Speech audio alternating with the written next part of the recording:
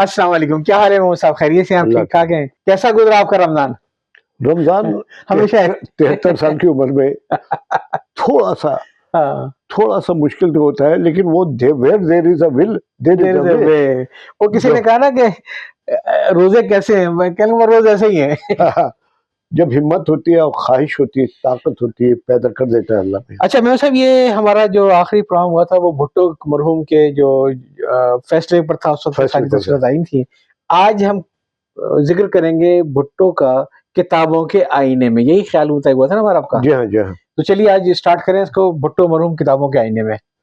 دیکھیے صاحب، بھٹو جو تھے یہ 5 جنوری 1928 کو لاڑکانہ کے ایک زمیندار خاندان میں پیدا ہوئے۔ صحیح۔ بہت ہی افسوس کی بات ہے کہ ان کے پیدا ہونے کے 96 سال بعد، بلکہ 1 مہینہ 1.5 مہینہ اوپر ہو گیا، اس کے بعد آج سوشل میڈیا پر 25-30 سال کے لونڈے اور لونڈیاں، چھوکرے چھوکریاں، وہ اس کی پیدائش پر اعتراض اٹھاتے ہیں اور اس کی ماں کے متعلق کیا کیا کچھ کہتے ہیں، وہ بھی 96 سال پہلے۔ بہت معذرت، اس کا مطلب بھٹو اینٹی بھٹو سے کوئی تعلق نہیں ہے، بالکل ہماری نئی نسل اتنی بدتمیز ہو چکی ہے۔ آپ کو اصولی طور پہ جو بات کرنی ہے کریں، ٹھیک ہے؟ عمران خان سے اختلاف ہے، عمران خان سے اختلاف ہے، لیکن اس کی عدت کے مسائل کو، ریحام خان کے مسائل کو وہ ڈیبیٹ کرنا اچھا اتنی ہی گھٹیا حرکت ہے جتنی گھٹیا حرکت مریم نواز کے گھر سے بھاگنے اور شادی سے پہلے بچے کی۔ کیا لوگ کرتے ہیں یہ؟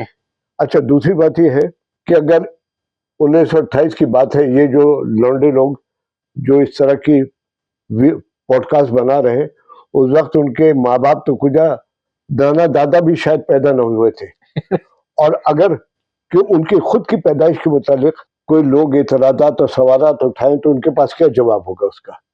یہ آپ نے اتنی اہم بات کی ہے اس وقت، یہ کہ میں تو لوگوں سے کہتا ہوں کہ دنیا پوری صرف اعتماد پہ چل رہی ہے، اور جس کو کوئی شخص اپنا باپ کہتا ہے نا، اسے اپنی ماں پہ اعتماد کا اظہار کرتا ہے، کسی کے ساتھ ثابت نہیں ہوتا کس کا کون ماں ہے۔ اور ہم لوگ سیاسی مخالفت میں، چاہے وہ مریم ہو، چاہے وہ عمران خان ہو، چاہے وہ بھٹو ہوں، ان کے مرے وہ کی مٹی پلیت کرتے ہیں، ان کی زندگی مٹی پلیت کرتے ہیں۔ ہاں، عمران خان پر بھی سیتا وائٹ کی بچی ہے اور یہ وہ۔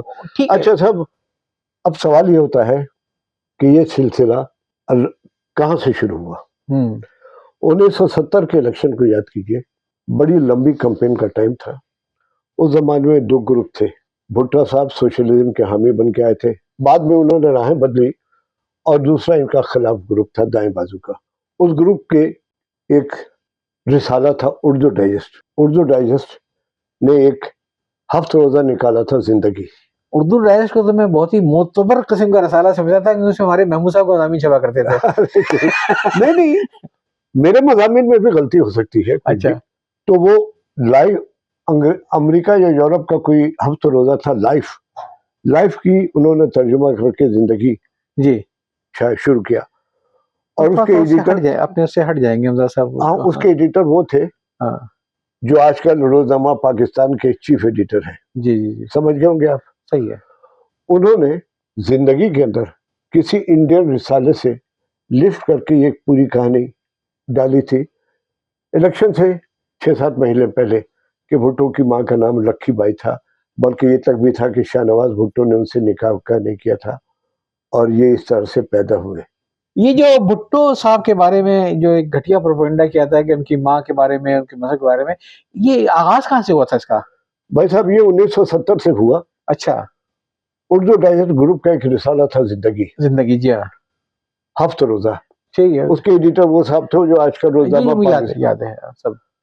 تو انہوں نے انڈیا کے کسی رسالے سے لفٹ کر کے لیا تھا کہ بھٹو کی ماں لکھی بھائی ہندو تھی، اور یہ بھی لکھا کہ اس کے تو میں صاحب یہ بڑا ظلم ہوتا ہے شاہ نواز بھٹو سے نکاح آج بھی لوگ اپنی بات میں وزن پیدا کرنے کے لیے اسرائیل کے رسالوں کے اقتباسات لے کر آتے ہیں، ہندوستان کے رسالوں کے اقتباسات لے کر آتے ہیں۔ ضرورت کیا ہے؟ اور ضرورت کیا ہے، وہ بھی اتنے مرنے کے بعد۔ چلیے اب آتا ہے موضوع کے اوپر۔ تو یہ بڑی شرمناک حرکت ہے جو آج تک لوگ کرتے ہیں۔ چلیے آگے چلیں۔ اچھا، ایک دوسرا میرا پہلو یہ ہے کہ بھٹو صاحب کا گھرانہ زمیندار ضرور تھا، جی، لیکن بہت بڑے زمیندار نہیں تھے۔ ہاں، اس کی ایک وجہ ہے کہ بھٹو صاحب کی جو پہلی شادی ہوئی تھی، جی، شیری بیگم یا امیر بیگم کچھ نام تھا، وہ ان سے 12 سال بڑی تھی۔ یہ 11 سال کے تھے، وہ 23 سال کی تھی۔ اور اس طرح کی شادیاں سندھ میں اپنی زمینوں کے جی جی جی تحفظ کے لیے یا اس میں اضافے کے لیے کیے جاتے ہیں، اور یہ بھی اس طرح کی ایک شادی، لیکن اس کا میں کوئی ثبوت نہیں دے سکتا۔ جی دوسری بات یہ سن لے کہ زیڈ بھٹو کے والد شاہ نواز بھٹو جی جی جی لاڑکانہ سے 2 الیکشن ہارنے کے بعد یہ جوناگڑھ چلے گئے ملازمت کے لیے۔ جی ہاں، جوناگڑھ ایک ریاست تھی، وہاں ان کو دیوان کا یعنی وزیر کا درجہ دیا گیا، لیکن وہ بھی ملازمت تھی۔ اتنے بڑے اگر نامزد کے رئیس ہوتے ہیں تو یہاں پہ اپنے جاگیرداری دیکھیں نا، منتخب عہدہ نہیں تھا، نامزد تھے۔ جی جی اور ریاستوں میں جی ہر عہدہ نامزد ہوتا ہے اور ریاست کے نواب کی شکن کا محتاج ہوتا ہے اوپر سے نیچے۔ دوسرا غور کیجئے کہ آج کے جو بڑے نواب زمیندار سے غلام موسیٰ حجتی تھے، علی احمد طالپور چونڈیوں، یہ کہیں کسی 1000 کلومیٹر دور جائیں گے کسی جگہ کی ملازمت کے لیے؟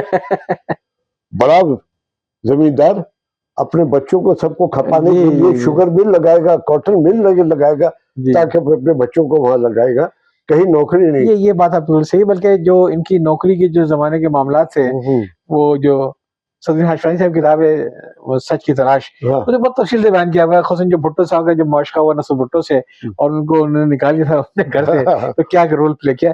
تو یہ میرا خیال ہے کہ نجی زندگی کے ایک مثال اور آتی ہے، ممتاز دولتانہ، جی انہوں نے بھی نوکری جی اختیار کی۔ بھٹو جن سے بہت مخالف تھے، اسی کے دور میں انہوں نے منتخب قومی اسمبلی کی سیٹ سے استعفیٰ دے کر کے انگلستان میں سفیر مقرر ہوئے۔ وہ کسی نے ایک شعر کہا تھا الیکشن کے حوالے سے، تو اس میں بڑا انٹرسٹنگ ملا تھا، مصرع تھا کہ ہر ایک غریب سے جھک جھک کے دولتانہ ملا۔ تو یہ ایک مثال ہے، اور لیکن وہ بھی ریاست کے دیوان نہیں تھے۔ اچھا صاحب، الطاف گوہر جو ایوبی دور کے اندر سیکرٹری تھے اطلاعات کے، اس سے پہلے بھی ان کے عہدہ تھا، وہ لکھتے ہیں، کتاب کا نام ہے ایوب خان فوجی راج کے 10 سال۔ کہتے ہیں کراچی میں ایک ڈسٹرکٹ مجسٹریٹ سے ایک سیمابی نوجوان دیدہ زغیب لباس پہنے ہوئے آیا اور بندوق کے لائسنس کی درخواست دی۔ اچھا، انہوں نے اس سے پوچھا پہلے سے کوئی لائسنس ہے؟ اس نے بولا ہاں 30 کے قریب۔ تو اس نے ان کی لائسنس کی درخواست ریجیکٹ کر دی کہ یہ بہت کافی ہے، اس سے زیادہ کی ضرورت نہیں ہے۔ وہ آگے لکھتے ہیں کہ بھٹو نے میری اس اقدام کو زندگی بھر فراموش نہ کیا اور نہ گستاخی کی معافی دی۔ وہ لکھتے ہیں کہ بھٹو غیر معمولی حد تک ذہین تھے اور جرأت مند انسان تھے۔ کوئی شک نہیں ہے۔ ان کا خیال تھا کہ وہ مشکل سے مشکل گرہ سلجھانے اور ہر دشواری پر قابو پانے اور کسی بھی مخاطب کو زج کرنے پر قادر ہے۔ بھٹو کسی پر بھروسہ بھی نہیں کرتے تھے، حد تو یہ کہ انہیں اپنی ذات پر بھی بھروسہ نہیں تھا۔ ذوالفقار علی بھٹو کو یہ خوشامد پسند لوگوں میں تھے۔ ایوب خان کی زبان ذات پہ انہوں نے ابراہیم لنکن اور صلیبی جنگوں کے ہیرو صلاح الدین ایوبی نظر آتا ہے۔ خوشامدی فرد کی یہ فطرت ہے کہ جب تک وہ ماتحت ہوتا ہے خوشامد کرتا ہے، اور جب وہ حاکم بن جاتا ہے تو پھر اس کو بھی خوشامد پسند ہوتی ہے اور اپنے ماتحت پہ بڑا ظالم بن جاتا ہے۔ یہ خوبی بھٹو صاحب میں تھی۔ صدارتی الیکشن جو 1965 میں ہوئے، اس میں بھٹو صاحب نے فاطمہ جناح پر ایک بیان کے ذریعے بہت سارے الزام، اخلاقی غیر اخلاقی الزام لگائے، اتنے کتے کیوں پال رکھے ہیں، شادی کیوں نہیں کی ہے، وغیرہ وغیرہ۔ اور فاطمہ جناح بھی ہر جلسے میں بھٹو پر کچھ نہ کچھ تنقید ضرور کرتی تھی۔ اب محترمہ فاطمہ جناح میں بھی اپنے ہر جلسے میں بھٹو کی بات کا جواب دینا اور الزام تلاشی کرنا نہیں بھولتی تھی۔ الطاف گوہر لکھتے ہیں کہ بھٹو کو حیدرآباد کے جلسے میں انہوں نے شرابی اور عورتوں کا رسیا قرار دیا۔ اچھا، یہ فاطمہ جناح میں۔ اور بھٹو، اب بات شرابی کر لیتے ہیں۔ بھٹو ضیاء کے دور میں جب گرفتار تھے تو ان کے سیکورٹی کے انچارج تھے کرنل رفیع الدین، جنہوں نے کتاب لکھی ہے بھٹو کے ساتھ 323 دن۔ اس میں وہ لکھتے ہیں کہ ایوب خان کے دور میں بھٹو بھی 2-3 مہینے کے لیے جیل میں تھے، تو ایوب خان نے عذرائے ہمدردی جیل میں ان کو وسکی کا ایک کریٹ بھیج دیا تھا۔ یعنی وہ قید بھی کرتے ہو اور احسان بھی کرتے ہو۔ اور بے شمار مصنفین نے اس بات کی تصدیق کی ہے۔ ایک مصنف تھے, ابھی حال میں 99 سال میں مرے ہیں, خوشونت سنگھ. ہاں ہاں ہاں ہاں ہاں سمجھے نا. ہاں وہ لکھتے ہیں کہ بھٹو خواتین کے ساتھ اپنے تعلقات کا, مراسم کا برملا اظہار کرتا تھا, اور ایوب خانی دور میں ایک غیر ملکی حکمراں کی بیگم کے ساتھ ناقابل اعتراض حالت میں پایا گیا. جنرل ایوب نے اس کو بہت سخت سخت کہا, لیکن ایک شفیق باپ کی طرح اس کی بھی مجبوریاں تھیں, صحیح ہے, اور معاف کر دیا.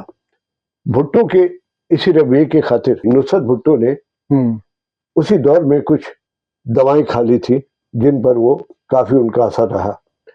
یہ بات کشور ناہید نے اپنی کتاب شناسائیاں رسوائیاں میں لکھی ہے. اچھا, ہاں ہاں, وہ ان کو نصرت بھٹو کو تقریر دی گئی کہ پڑھنے کے لیے, وہ سپاٹ لہجے میں پڑھ رہی تھی.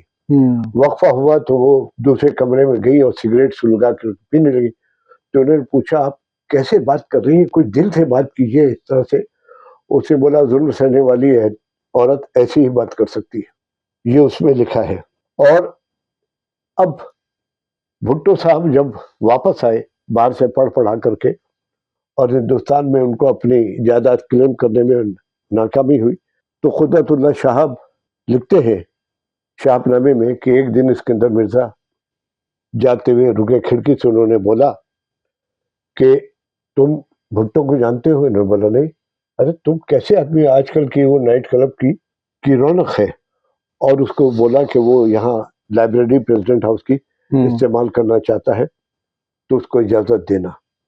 یہ اس لیے بھی ہوا کہ اسکندر مرزا کی بیگم ناہید مرزا ایرانی تھی, جی جی, بلکہ ایک ایرانی سفیر کی بیگم تھی. بلکہ خیال یہ ہے کہ وہ خود بھی ایرانی انٹیلیجنس ایجنسیز میں ملازمت کی, وہاں سے وہ اسکندر مرزا کو وہ دل کو بھائی, تو انہوں نے ان سے طلاق دلوا کے شادی کے لیے, وہ اور نصرت بھٹو ایرانی نسل ہونے کے بعد بہت رشتہ داری تھی. پھر اس کے کچھ دنوں بعد اسکندر مرزا جاتے ہوئے لنچ کے موقع پہ آ کے رکے اور بھٹو سے کہا, بھٹو تمہارا نام جو ہے اس ڈیلیگیشن میں شامل ہو گیا جو فورن افیئرس آفس کی طرف سے جا رہا ہے یو این او کے ڈیلیگیشن میں. یہ سن کر بھٹو صاحب خوشی سے سرشار ہو گئے, اور صدر اسکندر مرزا کے جانے کے بعد انگریزی ڈانس کی طرز پر قدرت اللہ شاہب کے کمرے کے 2 چکر لگائے, اور پھر مخاطب کر کے بولا کہ آپ صاحب, وہ قدرت اللہ شاہب کو نام نہیں, آپ صاحب دیکھو گے میں اس راہ پر آیا ہوں تو فورن منسٹری تک دوڑ لگاؤں گا. شہاب لکھتے ہیں کہ بھٹو صاحب وزیر خارجہ کی منزل سے بہت آگے تک گئے, اور انجام کار اقتدار کے میدان کو یوں چھوڑا جو سوئے یار سے نکلے کوئے دار. ہاں, تو جو کوئے یار سے نکلے تو سوئے دار چلے, مقام فیض کوئی راہ میں جچا ہی نہیں. قدرت اللہ شاہب لکھتے ہیں کہ ان کے عروج کے دور میں ان کے بہت سے وزیروں اور اعلیٰ افسروں کی شکایت تھی کہ بھٹو صاحب کابینہ اور دوسری میٹنگوں میں ان کے ساتھ بہت سختی اور بہت بدسلوکی کا مظاہرہ کرتے تھے, حتیٰ خامیز رویہ. وہی میں نے جو کہا ہے, جو خوشامد پسند ہوتا ہے جب وہ پورا مکمل اقتدار پہ آتا ہے تو وہ خود خوشامد پسند کرتا ہے اور اپنے ماتحتوں کے ساتھ حتیٰ کو بدتمیزی کرتا ہے. بھائی 1965 میں جب الیکشن آیا بی جے ممبر کا, تو فاطمہ جناح مقابلے پہ تھی اور بہت مشکل مرحلہ تھا. جی, تو ایوب خان کی طرف سے بھٹو صاحب نے, اس زمانے میں بھاشانی پارٹی کے سیکرٹری تھے مسیح الرحمان, جی, وہ بھی ان کے بھی شوق جو تھے بھٹو صاحب کی طرح تھا, جام میں نوشی کا. تو بھٹو صاحب نے, مطلب وہ ان کے ہم نوالا پیالہ تھے, اور بھٹو نے ان کو 5 لاکھ روپے میں خریدا کہ وہ محترمہ فاطمہ جناح کی حمایت نہ کرے. اچھا صاحب, بھٹو کی ہم ذاتی زندگی پر وزیر اعظم بننے سے پہلے چند باتیں غور کریں, وقت ہے اتنا؟ ہاں, لیکن ہم تو خود ذاتی زندگی کے اوپر زیادہ نہیں, جو ان کی ذاتی زندگی نہیں, کیریئر ان کا جو ہے, جلدی سے کر لیں. مارچ 1958 میں جنیوا میں منعقد ہونے والی کانفرنس میں پاکستانی وفد کی قیادت کی, اور اسی 58 میں مارشل لا کے تحت زیر تحت بننے والی کئی کابینہ میں ایوب خان کے تحت وزارت میں شامل ہوئے. محمد علی بوگرا کا انتقال ہوا 24 جنوری 1963. اس پر ان کو وزیر خارجہ بنا ہوا دیا گیا اور یہیں سے ان کی کامیابی کا گیٹ پھاٹک کھل گئے. 5 اکتوبر کو بھٹو صاحب نے 65 میں ملائیشیا سے سفارتی تعلقات توڑنے کا اعلان کیا. اس نے پاکستان کی حمایت نہیں کی تھی 65 کی جنگ میں.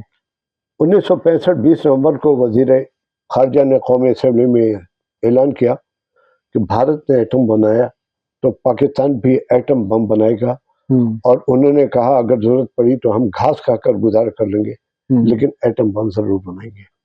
اس بات کو بھٹو صاحب نے پورا بھی کیا. 73 یا 74 میں وہاں انڈیا نے ایٹم بم کا پہلا دھماکہ کیا تھا. بعد میں 98 میں مئی میں بعد میں کیا, تو اس وقت سے ہی انہوں نے اس کی تیاری شروع کر دی تھی. اور 20 جنوری 1966 کو ایوب خان اور ہندوستان کے وزیر اعظم تھے لال بہادر شاستری. ان کے درمیان ایک معاہدہ ہوا شملہ, اور اس کے تحت شملہ نہیں اس کو تاشقند معاہدہ کہتے تھے, جس کے تحت دونوں فوجوں کو 15 اگست 65 سے پہلے کی پوزیشن پر چلا جانا تھا. اس تاشقند کانفرنس کے خلاف حزب اختلاف نے جنوری میں ایک سیمینار بلایا کہ وہ ایوب خان کے اس خلاف کے اقدام کے خلاف تحریک چلائیں گے. جنوری 66 میں اس کانفرنس کو سیبوٹاج کر دیا شیخ مجیب نے 6 نکاتوں سے, جو اس کا مقصد کچھ اور تھا لیکن وہ انہوں نے 6 نکات پیش کر دیے جس پر ہنگامہ ہوا. اب صورتحال یہ ہے کہ یہ الطاف گوہر نے اپنی کتاب میں یہ لکھا ہے, وہ کتاب کا نام ہے صدر ایوب فوجی راج کے 10 سال, کہ مجھ پر الزام لگایا جاتا ہے کہ یہ 6 نکات میں نے بنا کر کے دیے, اور انہوں نے اس کی تردید کی کہ میں نے نہیں بنائے تھے. ظاہر بات ہے تصدیق کون کرے گا. اور پھر کچھ مہینے بعد بھٹو صاحب نے تاشقند کانفرنس کے حق میں اسمبلی میں تقریر بھی کی, اور پھر الطاف گوہر صاحب نے اپنی کتابوں میں اس بات بڑا دکھ کا اظہار کیا ہے کہ بھٹو صاحب جو تھے کچھ بنگال کے جو مخصوص لیڈر تھے انہوں نے کو ایوب خان صاحب کو بنگال کے مخصوص لیڈروں نے اپنے گھیرے میں لیا ہوا تھا, اور دوسرے نے بہت کوشش کی تھی کہ ایوب خان صاحب ملاقاتیں کریں دوسرے لوگوں سے بھی, تو تاکہ وہ تھوڑا سا قریب قربت آئے. تو کہنے اگر اس زمانے میں اگر ایوب خان نے وہ بنگال کے جو دانشور تھے ان سے ہی ملا ہوتا اپنے سرکاری چمچا گیری ٹائپ کے بنگالیوں کے علاوہ, تو حالات مختلف ہوتے ہیں. دیکھیے جب اقتدار میں آتا ہے انسان تو سمجھتا ہے کہ میں ہی سب سے بڑا جینیس ہوں, اب میرا ہر فیصلہ صحیح ہے. تو یہ 66 جون میں ایوب خان نے ان کو برطرف کر دیا اور اعلان یہ کیا گیا کہ ان کو خرابی صحت پر لمبی چھٹی کی جانے کی اجازت دے دی. ایوب خان اس بات پر خفا یہ تھے کہ 65 کی جنگ کا شاخسانہ بھٹو اور ایک جنرل اختر حسین تھے, وہ قائدینی تھے, انہوں نے بویا تھا. انہوں نے ایک محاذ تھا کشمیر کا, اور ایک اور اس کی جگہ کا نام یاد نہیں آ رہا ہے, ہاں, اور ادھر فوجوں کو پیش قدمی کی اجازت دی اور نام دیا کہ مجاہدین ہے. اس پر لال بہادر شاستری نے یہ بھی کہا کہ ہم اپنی مرضی کا محاذ چنیں گے, اور 6 ستمبر 1965 کو کر لیا. تو ایوب خان اس پر بہت ناراض تھے اور انہوں نے اس سب کا ذمہ دار بھٹو اور اختر حسین کو قرار دیا. لیکن میں بہت معذرت سے کہوں گا کہ چاہے ایوب خان نے بعد میں وہ رکھا الزام دھر دیا سارا اس کے اوپر اختر حسین صاحب پہ اور بھٹو صاحب پہ, یا پرویز مشرف صاحب نے نواز شریف پہ اختیار دیا, بھائی آپ چیف آرمی اسٹاف تھے, آپ نے فیصلہ کیسے ہونے دیا آخر ہے, آپ نے یہ کیسے فیصلہ ہونے دیا. دیکھیے ماتحت آپ کو کوئی بھی مشورہ دے, آپ نے قبول کر لیا تو اب ذمہ دار آپ ہیں. بالکل بالکل بالکل, اب ذمہ دار آپ ہیں. تو اس کے بعد بھٹو صاحب اس برطرفی کے بعد لاڑکانہ اور کراچی اور لاہور پہنچے. ہر جگہ ان کا بہت لاہور میں تو اس پر انہوں نے 2 ہی استقبال دیکھے لاہور میں, ایک تو دیکھا ان کو اور دیکھا بے نظیر کا. اور بیچارے نواز شریف آئے تو وہ ٹاپتے ہی رہ گئے, اور ایک منظر تو جہاز سے واپس بھیج دیا. میں وہی کہہ رہا ہوں نا کہ نواز شریف کے جو سوال کے لیے گئے تھے وہ پرانے لاہور سے نہیں نکلے. استقبال سے متاثر ہو کر بھٹو صاحب نے سیاست میں حصہ لینے کا فیصلہ کیا, اور 30 نومبر 1967 کو قائم کردہ پیپلز پارٹی کا تاسیسی اجلاس ہوا. جی جی 13 نومبر 1968 کو بھٹو کو سمیت 13 سیاسی لیڈروں کو گرفتار کیا گیا اور 3 مہینے اور 4 دن بعد بھٹو کو رہا کر دیا گیا. صحیح. یہ وہی ہے جس میں بھٹو نے ان کو وسکی کا کریڈٹ بھیجا تھا. جی جی جی جی ہاں. بھٹو ایوب خان نے آخری دنوں میں اعلان کر دیا تھا کہ وہ اب دوبارہ صدر کا الیکشن لڑیں گے اور انہوں نے گولڈ پریس کانفرنس بلائی. جی ایوب خان میں بھٹو نے اس میں شرکت سے انکار کر دیا. اب اس کے بعد 7 دسمبر 1970 کو الیکشن ہوئے. شیخ مجیب الرحمان نے مشرقی پاکستان کی 162 سیٹوں میں 160% پر کامیابی حاصل کی. صرف 2 سیٹ اس نے لوز کی. بھٹو صاحب نے 138 میں سے 81 سیٹوں پر کامیابی حاصل کی. ویسے میں تو شاید ووٹ نہ ڈالتا، لیکن یہ کہ اگر وہ قیدی نمبر 803 کو اجازت دیتے، 804 سوری، اگر وہ قیدی نمبر 804 کی اجازت دے تو یہ کہانی ریپیٹ ہونی تھی. بالکل اتنی ہی سیٹیں آنی تھی اس کے پاس. اتنی سیٹ آنی تھی. اب انہوں نے 81 سیٹوں حاصل کرنے کے بعد کس طرح کی کرشمہ سازی سے جی جی بالکل صدر پاکستان اور مارشل لا ایڈمنسٹریٹر کا عہدہ سنبھالا، اس میں کسی بیرونی طاقت کا ہاتھ نظر نہیں آتا. جی جی جی ہمارے تیسری دنیا کے حاکموں کی یہ مشکل ہے کہ جب کبھی ان کے خلاف تحریک چلتی ہے تو اس میں امریکہ کو ملوث کر دیتے ہیں. چاہے اس میں بھٹو صاحب ہو یا عمران خان ہو. بھٹو صاحب 4 مہینے کے لیے CMLA بھی بنے، چیف مارشل لا ایڈمنسٹریٹر.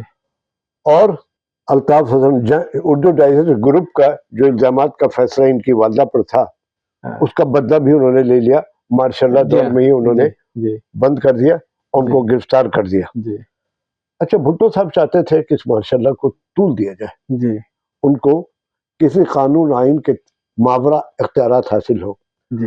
انہوں نے اس کے لیے تحریک بھی چلائی. 104 آدمی 138 میں سے 104 کو تیار بھی کر لیا تھا، لیکن وہ برا ہو علی احمد تالپور اور حمید جتوئی، جنہوں نے ان کے ٹکٹ پہ ہی الیکشن جیتا تھا اور وہ مخالف ہو گئے، اس کے رنگ میں بھنگ ڈال دیا. ایک شخص اور تھا شکارپور سکھر کا، مولا بخش عمرو، وہ ان کے خلاف جیتا تھا. وہ اپنے دور کے MBS سے تو انہوں نے جیسے آج سعودیت میں ملا ہے MBS، ایک بھٹو کو MBS مل گیا تھا. تو وہ انہوں نے مخالفت کی اور بھٹو صاحب کو. پھر اس کے بعد اس زمانے میں وزیر قانون بنے تھے محمود علی قصوری. انہوں نے ایک عبوری آئین بنایا. 21 اپریل 1972 کو نافذ کیا گیا. وہ 1.25 سال چلا. اس کے تحت بھٹو صاحب صدر بنے، مارشل لا ایڈمنسٹریٹر کی حیثیت سے ہٹ گئے. یہ عجیب و غریب آئین تھا، لیکن بہرحال بھٹو صاحب کے دور کے 5.5 سال میں دفعہ 144 رہی اور ہنگامی حالات رہے. یہ اس لیے بھی رہے کہ جو بھی مخالفت میں آئے اس کو جیلوں میں ڈال دے. اور بھٹو صاحب کے ارد گرد کاسر لیس اور خوش آمدی جماعت تھی. یہ وہ باتیں تھی جو پچھلی بار جب ججمنٹ کی بات ہوئی تھی میں ذکر کیا تھا یہ کہ اس چکر میں وہ ساری چیزیں لوگ بھول گئے. اچھا، پھر یہ ہے کہ بھٹو صاحب خود کو کسی قانون کا پابند نہیں سمجھتے تھے، چاہے وہ قانون انہوں نے خود ہی بنایا ہو. 1977 کے بعد حزب الیکشن کے بعد جو تحریک چلی، جسے بعد میں بلا وجہ تحریک نظام مصطفیٰ کو دے دیا گیا، تو بھٹو صاحب نے مذہبی اقدامات کے 17 اپریل کو بعض اقدامات کی، جس کے تحت شراب نوشی، جوئے، نائٹ کلب پر پابندی لگا دی. اب دیکھیے، برہان الدین حسن ٹی وی کے سینئر عہدیدار، ان کی کتاب ہے پس پردہ میں وہ لکھتے ہیں اپریل میں انہوں نے یہ 17 اپریل کو اقدامات کیے، اور وہ کہتے ہیں کہ 4 جولائی کی بات ہے، ان کی ٹیم کو بلایا گیا وزیر اعظم کو اس ریکارڈنگ کے لیے. تو یہ پہنچی تو وزیر اعظم وہاں پہنچے تو بھٹو صاحب ان کے چند وزیر کے ساتھ وسکی سے لطف اندوز ہو رہے تھے، یعنی اپنے بنائے ہوئے قانون کے خلاف، اور بہت خوشگوار موڈ میں تھے. وہ خوشگوار موڈ کے ان کے زندگی کے آخری چند گھنٹے یا آخری چند منٹ تھے، اس لیے کہ پھر اس کے بعد چراغوں میں روشنی نہ رہی. بہت اچھی رہی گفتگو، اور اس کو بھی میرا خیال ہے تبھی تو 3-4 قصے اور چلیں گے انشاءاللہ. تو میرا خیال ہے اب اس کو یہیں پہ روکے گا, کافی طویل ہو جائے گی. اور آپ کا بہت بہت شکریہ کہ آپ نے یہ سلسلہ اسٹارٹ کیا ہے. ان شاء اللہ اگلی قسط میں دوبارہ پھر ملاقات ہوگی.